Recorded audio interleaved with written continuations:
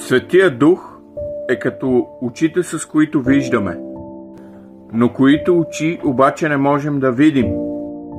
Светия Дух е толкова близо до нас, че понякога не можем да разграничим Неговите мисли и нашите мисли.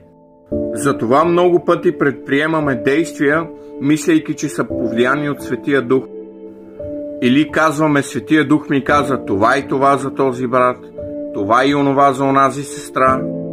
Действаме и се движим от нашите плътски мисли и се самозалъгваме, че наш навигатор е Светия Дух.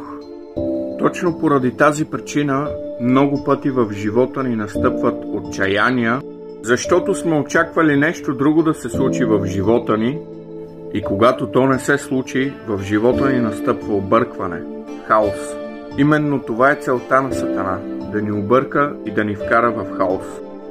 И той успява да ни обърка само тогава, когато не слушаме правилният навигатор, който е Светият Дух. За да чуем гласът на Светия Дух, трябва да изключим всички други гласове.